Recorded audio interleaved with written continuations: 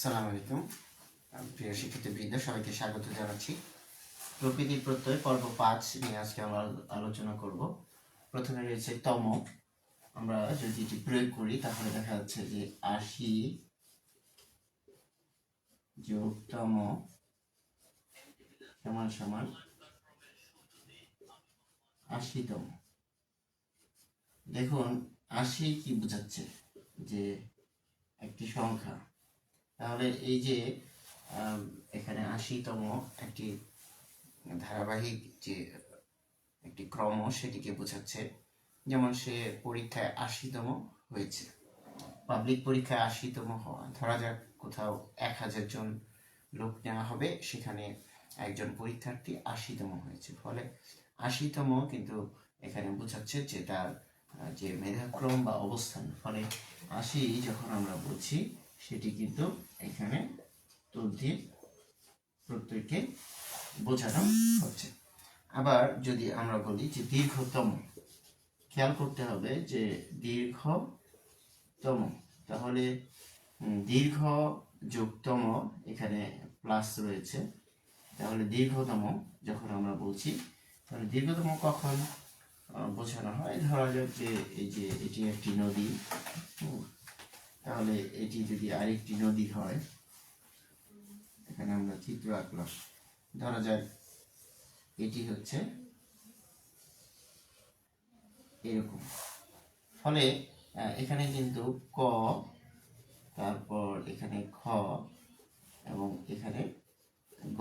তাহলে দেখতে পাচ্ছি যে এখানে তিনটি নদী যদি আমরা বুঝতে চেষ্টা করি বা বোঝানোর জন্য ব্যবহার করি, তাহলে কি দাঁড়াচ্ছে? ক, খ, এরপর গ। ফলে গ হচ্ছে দীর্ঘতম নদী।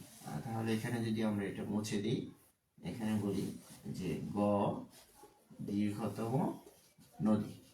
তাহলে কি বোঝানো হচ্ছে? যখন আমরা তম ব্যবহার করছি, সেই তম কিন্তু আমাদেরকে বোঝাচ্ছে যে এটি দুইয়ের অধিক তুলনার ক্ষেত্রে। তাহলে 2 এর অধিক, যখন 2 এর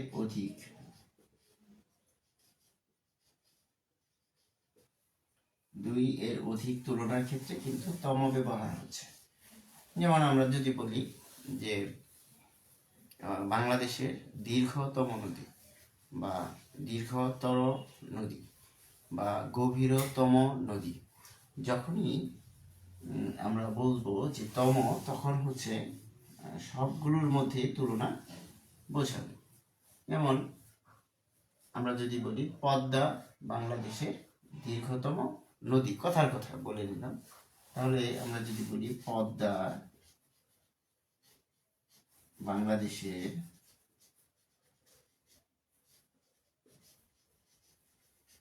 দীর্ঘতম নদী, এটা আমরা ধরে নিলাম। তাহলে দীর্ঘতম বলতে বুঝতে পারছি যে লেন্থ অর্থাৎ দৈর্ঘ্যের দিক থেকে আমরা যদি খেয়াল করি, সেখানে যত নদী আছে এর মধ্যে পদ্মা নদী দীর্ঘতম। ঠিক একইভাবে আমরা যদি খেয়াল করি যে গভীরতম, এখানে একটা কথা রয়েছে দীর্ঘতম, এরপর হতে পারে গভীরতম, আরেকটি হতে পারে প্রশস্ততম। ফলে এই যে তম যখন ব্যবহার করছি, তখন এটি 2 এর অধিক অর্থাৎ অনেক বিষয়ের মধ্যে তুলনার জন্য আমরা তম ব্যবহার করে থাকি। ফলে তম প্রত্যয় এখানে দেখা যাচ্ছে যে যখন দীর্ঘতম হচ্ছে, তখন কিন্তু সেটি অনেকের মধ্যে তুলনার ক্ষেত্রে ব্যবহার হচ্ছে। আবার এখানে কিন্তু ক্রম বোঝাচ্ছে, তাই না? যে মেরিট অনুযায়ী সে তার পজিশনটা আসলে কোথায় সেটিকে নির্দেশ করছে। ফলে এটি কিন্তু আমাদেরকে খেয়াল করতে হবে। তাহলে তম প্রত্যয় যুগে কিন্তু আমরা যে প্রত্যয় পাচ্ছি, সেখানে বোঝাই যাচ্ছে যে এটি তদ্ধিত প্রত্যয়। যেমন 80 যোগ তম, 80তম, তাহলে 80 একটি সংখ্যা, সেক্ষেত্রে এটি কিন্তু এখানে বোঝাই যাচ্ছে যে 80 এর কারণে এটি তদ্ধিত প্রত্যয় হবে। ঠিক একইভাবে তর, অশ্বতর, ঠিক এরকম তর যদি ব্যবহার করি, যে এমনতম দিনে, এমনতম, এরকম। ফলে এখানে কিন্তু একটু বুঝতে সমস্যা হবে, লেখাটা আমরা মুছে আবার লিখব যে এমন তম। ফলে যখন এমন ব্যবহার করছি তখন কিন্তু এটি বোঝাই যাচ্ছে তদ্ধিত প্রত্যয়। এখানে দিনে আমরা আলাদাভাবে দেখিয়েছি যে এমনতম দিনে তুমি কিভাবে এই কাজটি করলে। ফলে এখানে তর, এমনতর দিনে যখন বলছি। তারপর আরো রয়েছে আমরা অশ্বতর, যে অশ্ব যোগ তর। ফলে অশ্বতর যখন বলছি তখন দেখা যাচ্ছে অশ্ব কি ঘোড়া, তাই না? তাহলে এটি বোঝাচ্ছে যে এটি হচ্ছে তদ্ধিত প্রত্যয়ের উদাহরণ। এরপর আমরা আরো পাচ্ছি যে তা ব্যবহার হয় যে বিশেষ্য গঠনে, যেমন শত্রু যোগ তা, তাহলে শত্রুতা। এখানে যদি বলি যে তার সাথে শত্রুতা করে লাভ নেই, তাহলে শত্রুতা, এখানে আমরা এই যে শত্রু শব্দটির দিকে খেয়াল করলে সেটি বুঝতে পারবো যে এটি হচ্ছে তদ্ধিত প্রত্যয়। এরপর আমরা পাচ্ছি বহতা, বহযুক্তা,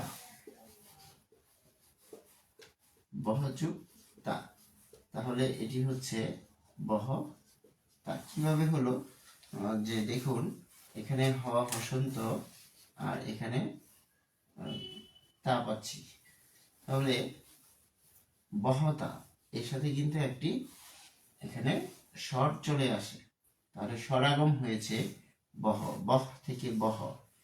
এখানে স্বরাগম অর্থাৎ স্বরধ্বনি আগমন ঘটেছে, তাহলে স্বরধ্বনি আগমন ঘটেছে, এরপর তা যুক্ত হয়েছে। বহতা বলতে কি বোঝানো হচ্ছে? বহতা বলতে বোঝানো হচ্ছে যে নদীটি আসলে বয়ে চলেছে, অর্থাৎ যেটি জীবন্ত নদী, যে নদীর স্রোত আছে, যে নদী বয়ে চলেছে, যে নদী জীবন্ত, সেটিকে কিন্তু বলা হচ্ছে যে বহতা নদী।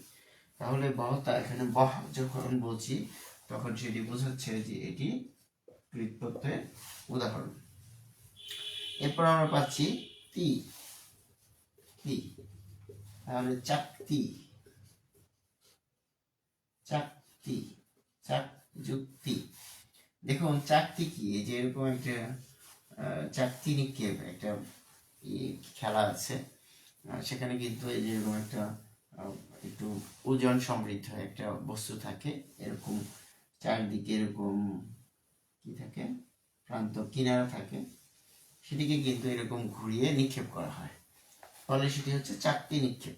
যখন আমরা বলছি চাক যুক্তি তখন সেটি বোঝাচ্ছে যে এটি হচ্ছে তদ্ধিত প্রত্যয়ের উদাহরণ। তারপর আমরা বলছি কাট যুক্তি, কাটতি যদি বলি,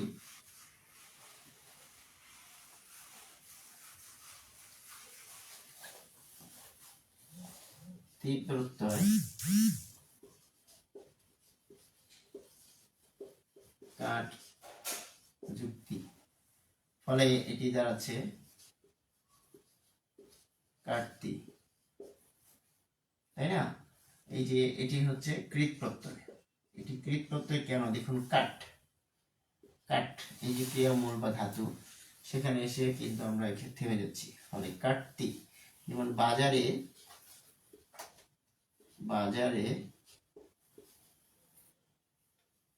চাকরির বইয়ের বেশ কাটতি রয়েছে। এই যে কথাটা আমরা এখানে খেয়াল করুন যে বাজারে চাকরির বইয়ের বেশ কি রয়েছে, কাটতি রয়েছে। তাহলে এই যে কাটতি বলতে বোঝানো হচ্ছে যে এটি দিয়ে আসলে যে বিক্রি, বেশি বিক্রি, সেটিকে বোঝানো হচ্ছে কাটতি। ফলে কাট যুক্তি সেটি যখন আমরা পাচ্ছি নতুন শব্দ, এই ক্ষেত্রে কাঠ হচ্ছে প্রকৃতি, আর হচ্ছে তি হচ্ছে প্রত্যয়, ফলে কাঠটি বোঝানো হচ্ছে যে বেশি বিক্রি সেটিকে। এরপর আমরা পাচ্ছি যে ত, ত কবি যুক্ত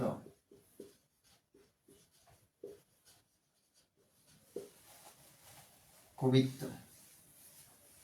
তারপর এটি কবি যেহেতু একটি নাম শব্দ, এটি তদ্ধিত প্রত্যয়। তারপর এখানে রয়েছে সতী যুক্ত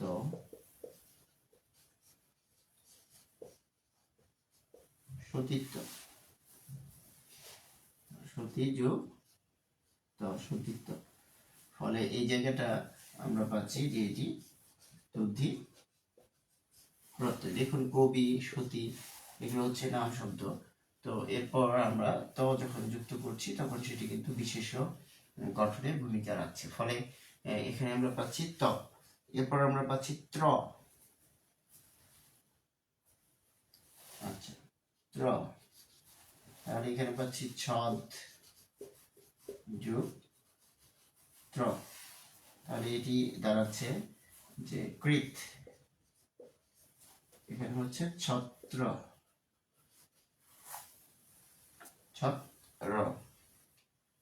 তারপর নিযুক্ত, নিযুক্ত, তাহলে নেত্র, নেত্র কিভাবে হলো আমরা এখন দেখব।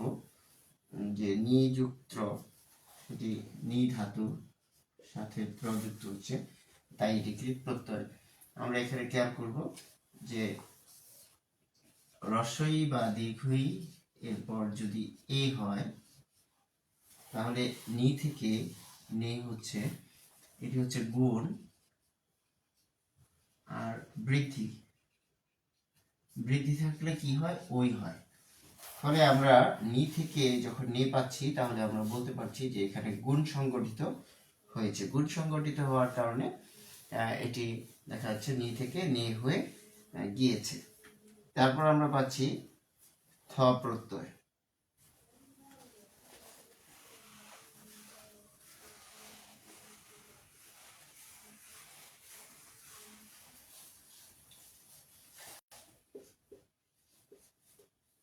এখানে পাচ্ছি থ, তাহলে চতুর, চতুর মানে কি, চালাক, ধূর্ত, তাহলে এটি হচ্ছে তদ্ধিত প্রত্যয়, এখানে হবে চতুর থ। এরপর আমরা পাচ্ছি কাশ যুগ থ, তাহলে কাশ,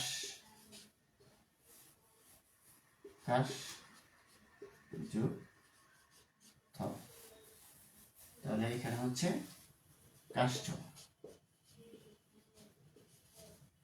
প্রকৃতি প্রত্যয়ের ক্ষেত্রে অনেক ক্ষেত্রে কিন্তু সন্ধি চলে আসে, যেমন আমরা শিশু থেকে দেখেছিলাম যে শৈশব, সেখানে কিন্তু সন্ধি নিয়ম এসেছিল, যেমন শিশু থেকে শৈশব, তারপর ওখানে যখন লাস্টে অব পেলাম, অবটা কিন্তু সন্ধি দিয়ে এসেছে, ফলে এখানে আমরা পাচ্ছি যে কাশ যুক্ত কাষ্ঠ, তো এটি কৃত প্রত্যয়, কাশ যুক্ত কাষ্ঠ। এরপর আমরা পাচ্ছি যে দ্বার, অংশী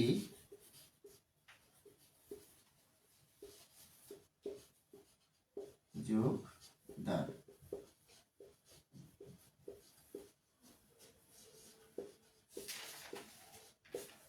অংশী দ্বার তদ্ধিত প্রত্যয়।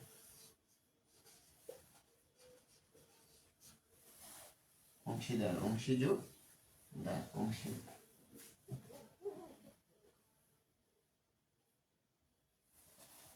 তদ্ধিত প্রত্যয়। এরপর আমরা পাচ্ছি যে চুরি যোগ দ্বার, চুড়িদার, তাহলে চুড়ি যোগ দ্বার,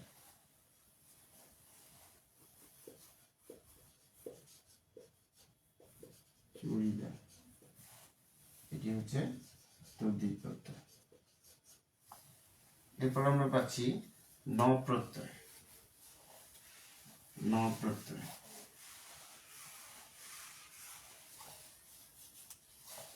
এখানে যদি ন প্রত্যয় নাতি যোগ ন, তাহলে হচ্ছে নাতিন, এটি তদ্ধিত প্রত্যয়।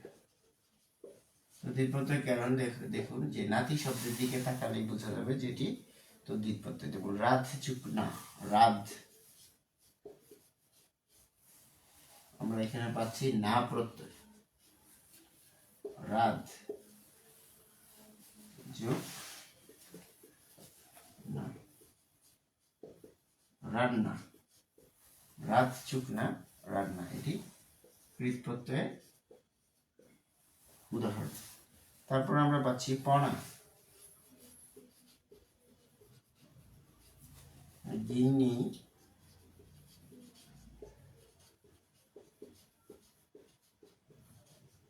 যোগ পনা,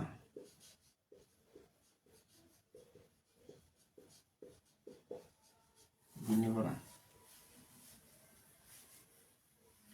তাহলে গিন্নি পনা পাচ্ছি তদ্ধিত প্রত্যয়।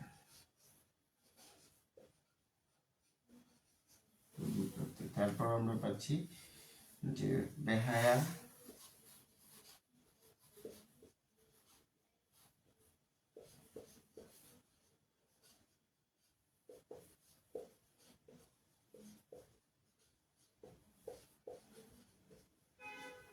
বেহায়াপনা, এটি হচ্ছে তদ্ধিত প্রত্যয়। তারপরে স্থা যোগ বর, এটি হচ্ছে বর প্রত্যয়। এখানে আমরা পাচ্ছি স্থা যোগ বর সমান সমান স্থাবর। দেখুন যে স্থাবর, স্থা এখানে কি বোঝাচ্ছে, আর এখানে যখন আমরা বলছি যে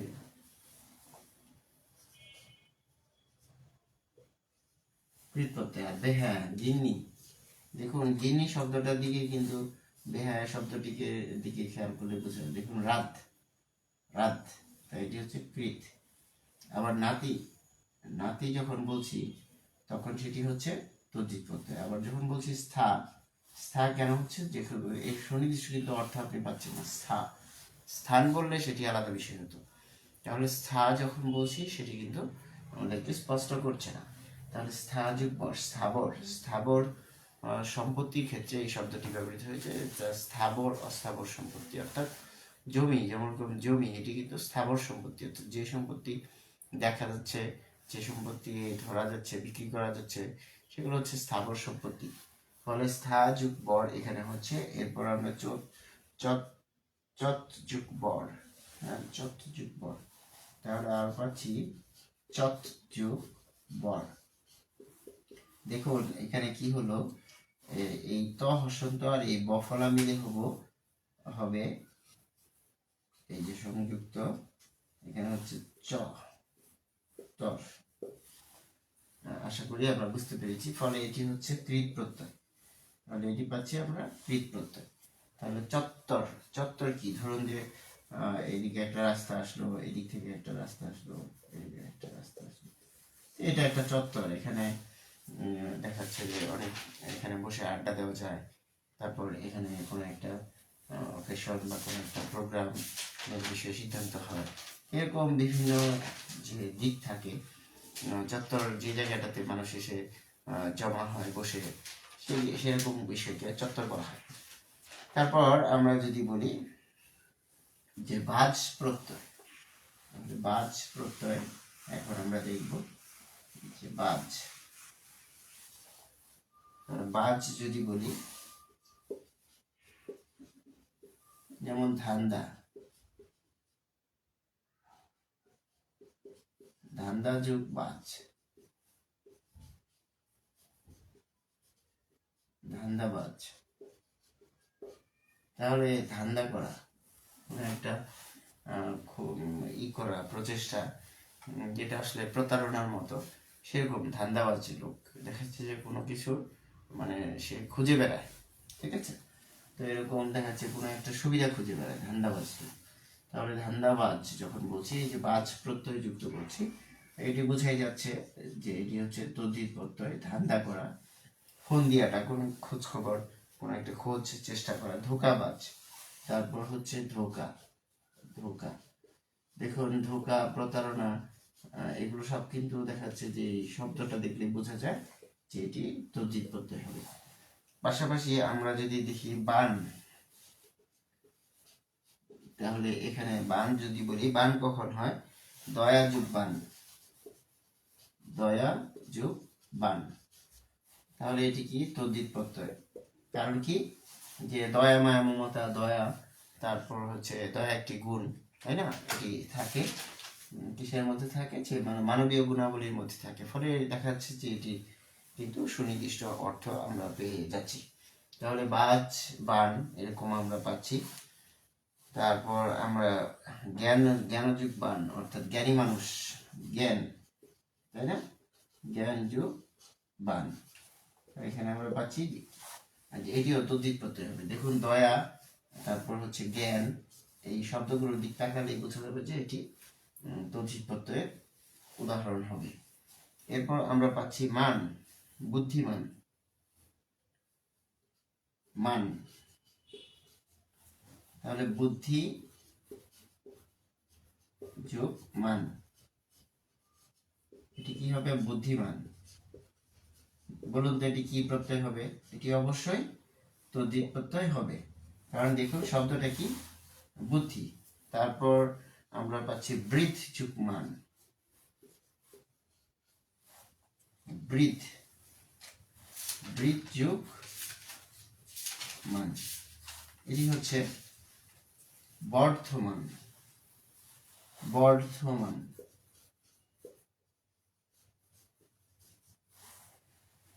খেয়াল করুন বর্ধ কিভাবে আসলো। এই যে এখানে কিন্তু রি রয়েছে, রি থাকলে কি হয়?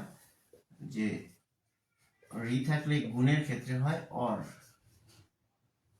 ফলে এই যে বৃথ, এই র রি উঠে গিয়ে হবে বর। তারপর ধ মান, ধ, এখানে একটি স্বরের আগমন ঘটেছে।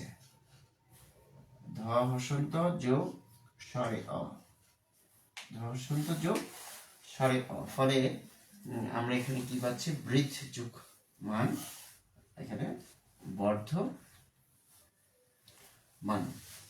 ফলে দেখাই যাচ্ছে যে এটি কিন্তু আবার কৃত প্রত্যয়ের উদাহরণ। দেখুন বৃথ শব্দটার দিকে দেখা যাচ্ছে যে তাকালে এটি বোঝা যাবে যে এটি কৃত প্রত্যয়। কোথায় বৃথ আর কোথায় এখানে বুদ্ধি, দুটি কিন্তু দুই ধরনের বিষয়।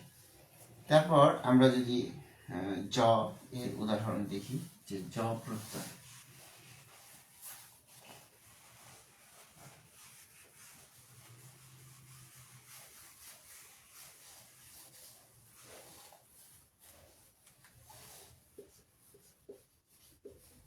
যে সুন্দর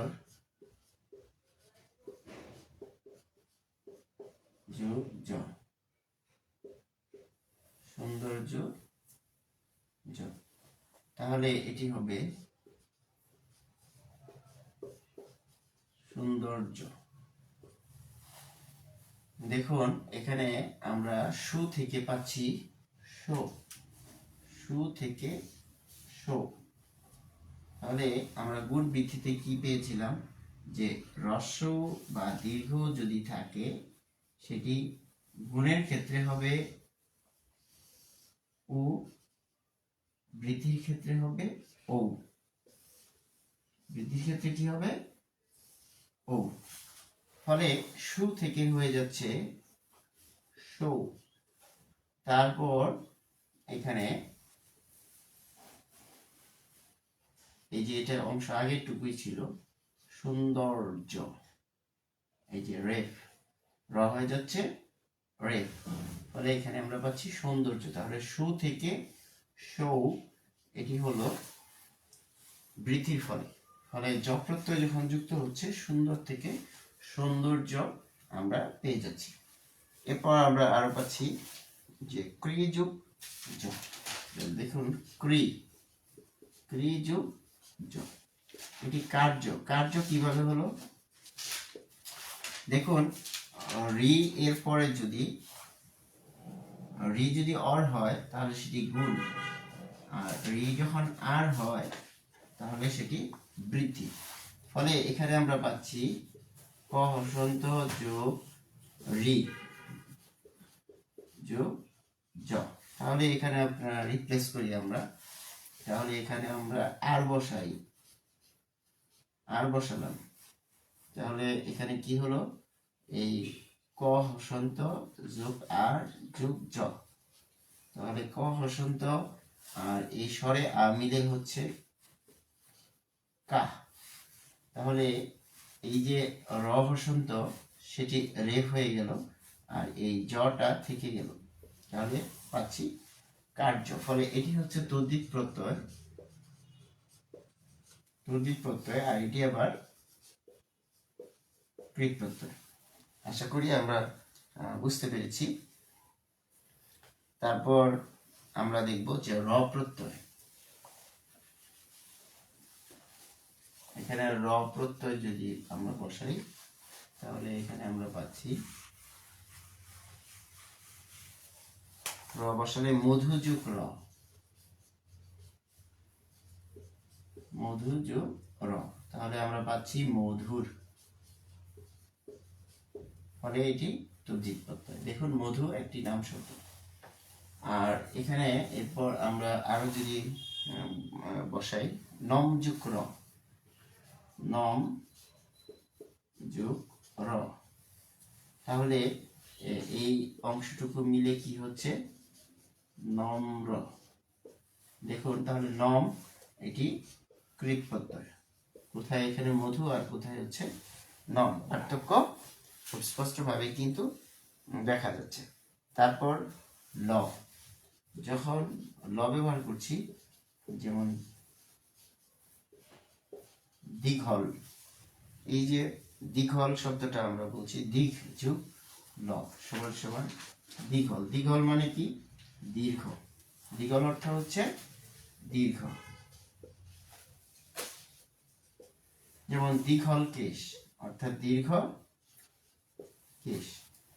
তারপর আমরা পাচ্ছি অম যোগ ল, দেখুন অম যোগ ল, তাহলে কি পাচ্ছি, এখানে পাচ্ছি অম ল। তাহলে এই যে ময়ের সাথে হসন্ত রয়েছে, এটি এই লয়ের সাথে এসে যুক্ত বর্ণ গঠন করছে, ফলে এটি অবশ্যই কিন্তু কৃত প্রত্যয় হবে। তারপর আমরা পাচ্ছি লা, লা প্রত্যয়, লয়ের পরে আমরা পাচ্ছি লা। লা দিয়ে যখন আমরা বর্ণ এখানে শব্দ গঠন করছি, মেঘ যোগ লা, মেঘলা, অর্থাৎ মেঘলা, এটিকে আমরা পাচ্ছি মেঘ যোগ লা। যেমন মেঘলা আকাশ, মেঘলা আকাশ, তাহলে এই যে লা সেটি কি করছে, সেটি কিন্তু বিশেষণ গঠন করছে। দেখুন আকাশকে বিশেষায়িত করছে মেঘলা শব্দটি, ফলে মেঘ শব্দটি কিন্তু একটি নাম শব্দ এবং এই কারণে এটি হচ্ছে তদ্ধিত প্রত্যয়। তারপর আমরা পাচ্ছি হাম যোগ লা। দেখুন হাম, হাম দিয়ে আপনি কি অর্থ বুঝতে পারছেন, হাম দিয়ে কিন্তু অর্থ বোঝা যাচ্ছে না। তাহলে হামলা যখন বলছি তখন সেটি কি নির্দেশ করছে, যে এটি শব্দটি হচ্ছে এটি, আর এটি অবশ্যই কৃত প্রত্যয় হচ্ছে, কারণ হাম দিয়ে আমরা কিন্তু এখানে ধরতে পারছি না যে এটি নাম শব্দ কিনা।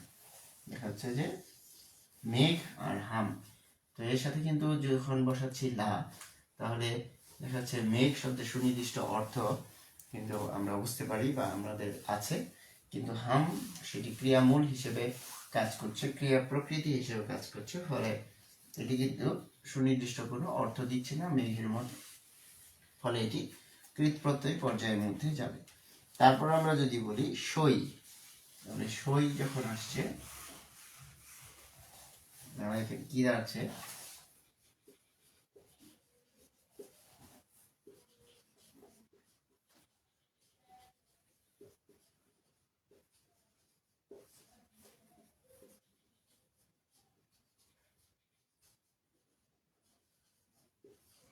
মানানসই, মানান যোগ সই, অর্থাৎ যেটা মানিয়ে যাচ্ছে, তাহলে এটি হবে তদ্ধিত প্রত্যয়। এরপর আসছে চলনসই, চলনসই,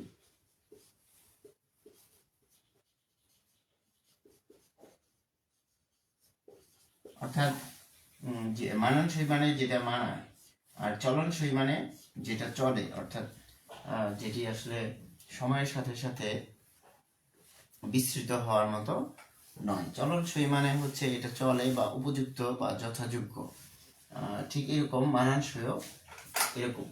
ফলে সই যখন শব্দটি পাচ্ছি সেটি আমাদের সই যে প্রত্যয় সেটি যখন যুক্ত হচ্ছে মানান শব্দের সাথে, এটি বোঝাচ্ছে যে এটি হচ্ছে তদ্ধিত প্রত্যয়। আর চলন শব্দটিও এখানে তদ্ধিত প্রত্যয়কে নির্দেশ করছে। ঠিক একইভাবে পানি যোগ সে, তাহলে সে প্রত্যয় যখন আমরা যুক্ত করছি সেটি কি হচ্ছে যে সে, তাহলে এখানে পাচ্ছি পানি, পানি যোগ সে, তাহলে এখানে দাঁড়াচ্ছে পান সে।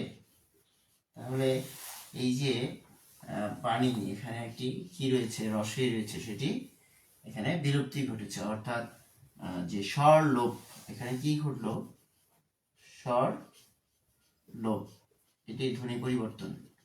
স্বর লোপ বলতে বোঝাচ্ছি যে এখানে অন্তঃস্বর লোপ, যেমন প হসন্ত যোগ স্বরে আ, এটা হচ্ছে পা, যোগ ন হসন্ত যোগ রস্ব ই, এই যে রস্ব ই, তাহলে সেটি হচ্ছে এখানে কি বোঝাচ্ছে যে একটি স্বরধ্বনি, এই স্বরধ্বনিটি কোথায় রয়েছে, শেষে রয়েছে। তাহলে পানি থেকে হয়ে যাচ্ছে পান, আর এই সে প্রত্যয় যুক্ত হয়ে পান সে গঠন করছে, যেহেতু পানি তাই এটি অবশ্যই তদ্ধিত প্রত্যয়ের কিন্তু উদাহরণ। আবার যখন আমরা পাচ্ছি যে ফিকা যোগ সে, ফিকা যোগ সে, তাহলে ফিকা যখন বলছি ফিকা যোগ সে, তাহলে এটি হচ্ছে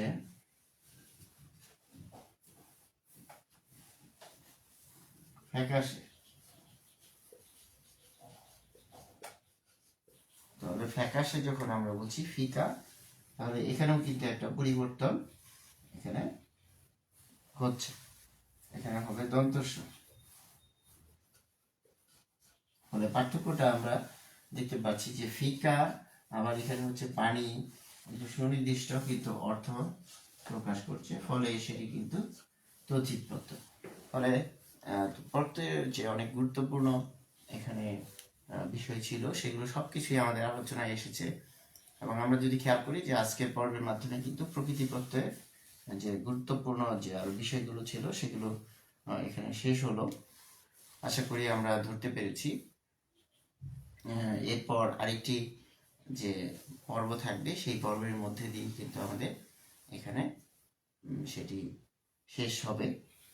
প্রত্যয় যোগ করলে শব্দের অর্থ অনেক সময় পাল্টে যায়, তো সেগুলো পাল্টে গেলে আসলে কোনটি কি অর্থ প্রকাশ করে সেটি আমরা পরবর্তী ক্লাসে দেখব।